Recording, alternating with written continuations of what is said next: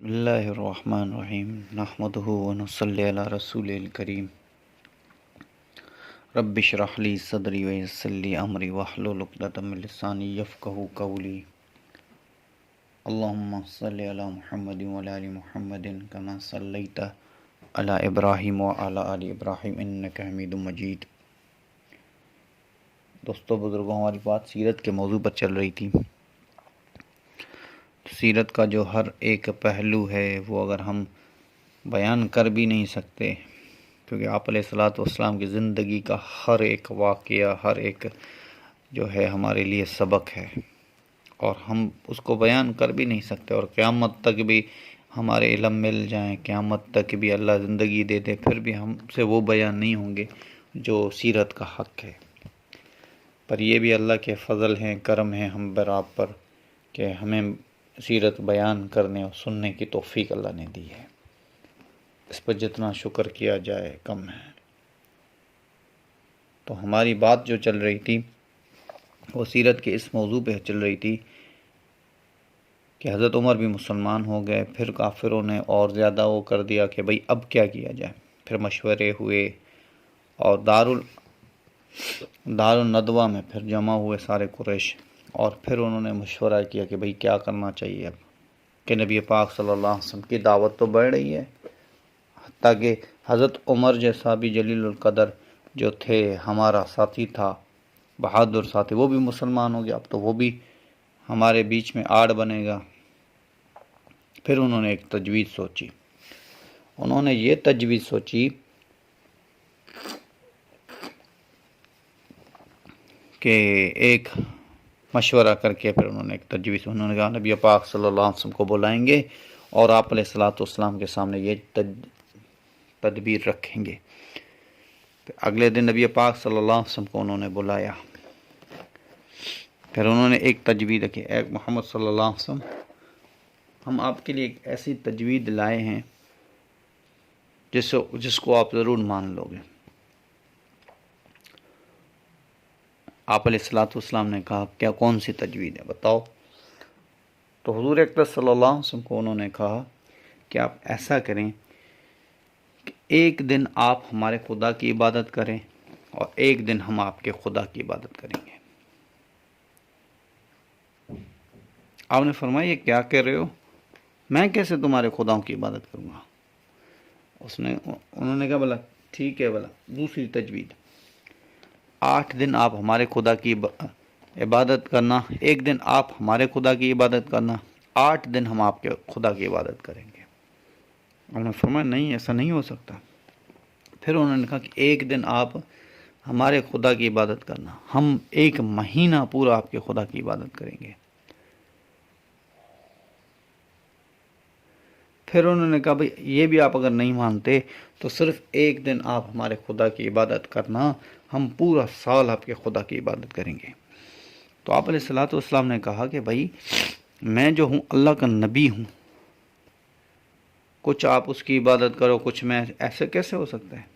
اور ایک دن بھی آپ نے عبادت کی تو میں تو شرک میں چلا جاؤں گا، اس اللہ کے ساتھ میں نے تو کسی کو شریک کر دیا۔ اس دل میں اللہ کے سوا کوئی بھی نہیں ہے، اور اللہ کے دعوت کے سوا کوئی دعوت نہیں ہے، توحید کے سوا کوئی دعوت نہیں ہے۔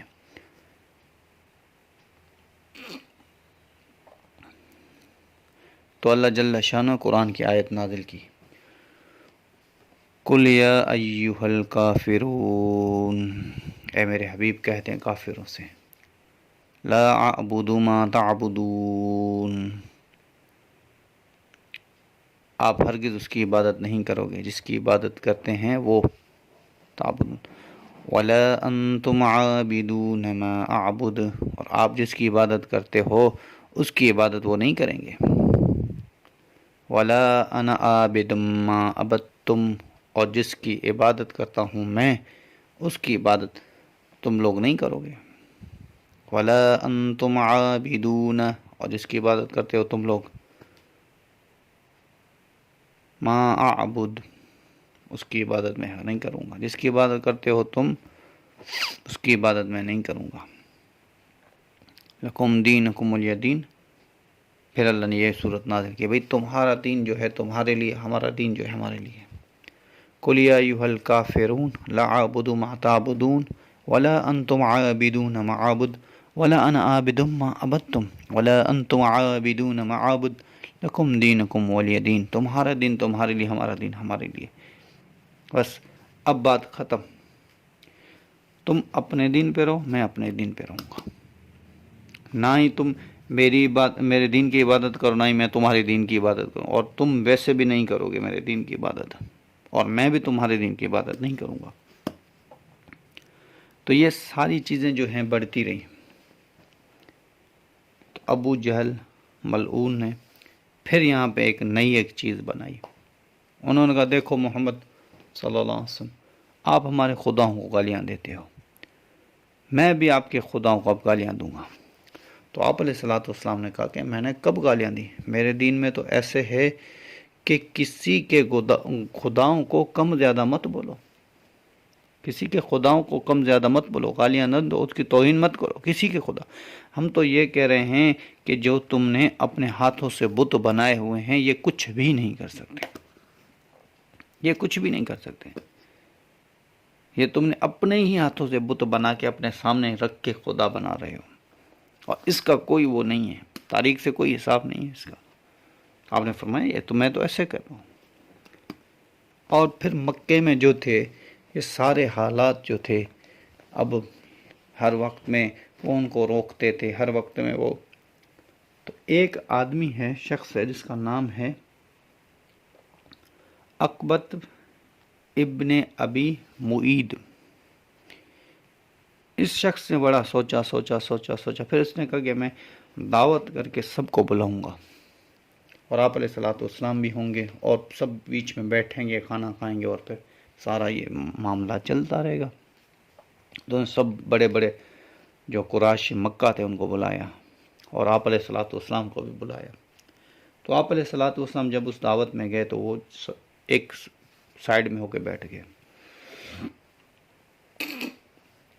عقبۃ ابن ابی معید نے آپ علیہ الصلوۃ والسلام سے کہا کہ یا رسول اللہ آپ تو قریب آئیں، آپ تو کھانا کھائیں۔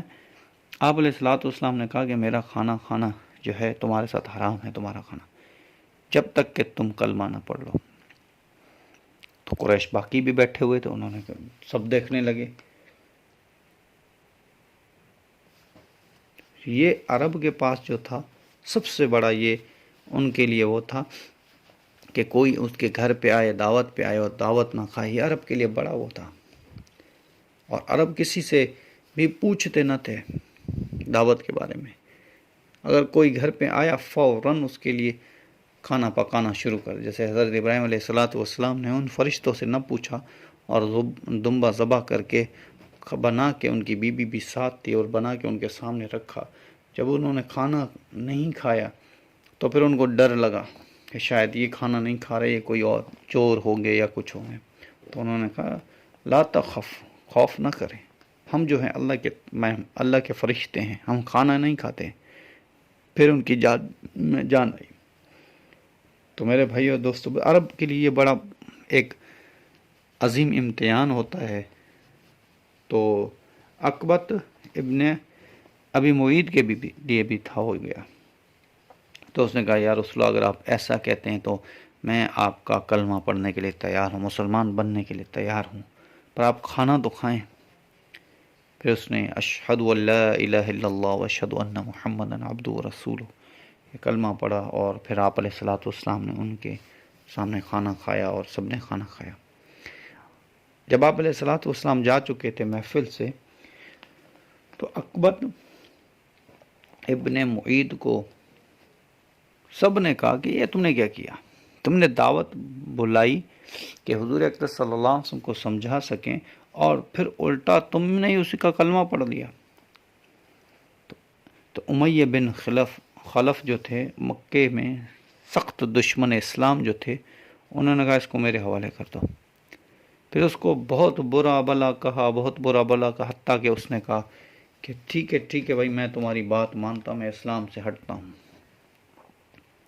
اس نے کہا ایسے کیسے تم اسلام سے ہٹو گے؟ نہیں، تم جاؤ نبی پاک صلی اللہ علیہ وسلم عبادت کر رہے ہوں گے، وہاں پہ تم سب لوگوں کے سامنے کہہ دو کہ میں نے اسلام چھوڑ دیا، اور نعوذ باللہ نبی پاک صلی اللہ علیہ وسلم کی طرف تھوک کے پھر آنا۔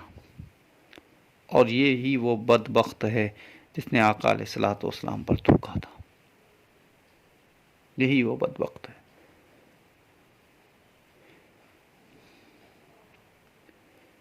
تو آپ علیہ الصلوۃ والسلام نماز کے لیے یا کسی عبادت کے لیے آپ کر رہے تو یہ آیا اوپر سے اور اسلام کو چھوڑنے کی باتیں کی اور اسلام کو چھوڑ دیا اور آپ کی طرف منہ کر کے اور اس نے تھوکا۔ کتنی نبوت کے لیے ہم سوچیں کہ کتنی اس کی ضرورت پڑتی ہے، ہمت کی، پھر بھی آپ نے دعوت کو نہیں چھوڑا، کیونکہ کافروں کا یہی منشور تھا کہ آپ علیہ الصلوۃ والسلام کی بے عزتی کریں تاکہ آپ علیہ الصلوۃ والسلام دعوت سے ہٹ جائیں۔ تو آپ علیہ الصلوۃ والسلام ہمت اور استقال کے پہاڑ تھے، آپ علیہ الصلوۃ والسلام نے دعوت نہیں چھوڑی۔ اللہ کا حکم کیسے چھوڑ دوں میں؟ پھر مکے والوں نے مشورہ کیا کہ اب کیا کریں، یہ بھی ہمارے بات سمجھ میں نہیں آئی۔ تو سارے جو مکے کے لوگ تھے انہوں نے کہا کہ کس کا گھر آپ علیہ الصلوۃ والسلام کے گھر کے ساتھ ہے، قریب ہے؟ فلاں فلاں فلاں سردار مکہ نے کہا ہمارا گھر قریب ہے۔ تو انہوں نے کہا کہ آپ ایسے کریں، آپ روزانہ جتنا بھی کچرا آپ کے گھر میں ہوتا آپ علیہ الصلوۃ والسلام کے گھر کے سامنے پھینک کے آؤ۔ لازمی 1 دن 2 دن 3 دن 4 دن تنگ آ جائیں گے آپ علیہ الصلوۃ والسلام، پھر دعوت سے ہاتھ ہی اٹھا جائیں گے۔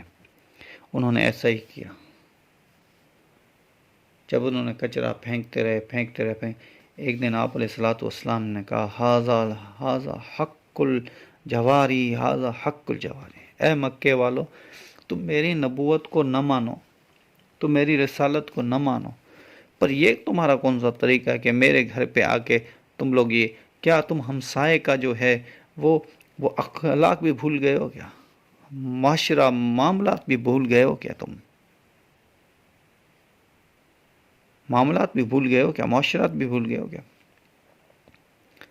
فرمایا کہ عربوں کے پاس جو ہمسایہ ہوتا تھا اس کی بڑی عزت کرتے تھے، حتیٰ کہ نبی پاک صلی اللہ علیہ وسلم کے پاس جب جبرائیل آتے تھے کہتے ہیں یا رسول اللہ پاک فرما رہے ہیں جو مفہوم ہے کہ ہمسایوں کا خیال رکھنا، ہمسایوں کا خیال۔ آپ علیہ الصلوۃ والسلام نے فرمایا کہ مجھے تو اتنا ڈر لگا کہ ہمسایہ کا ایسا نہ ہو کہ وراثت میں بھی حصہ نہ ہو جائے، اتنا ہمسایہ کے بارے میں۔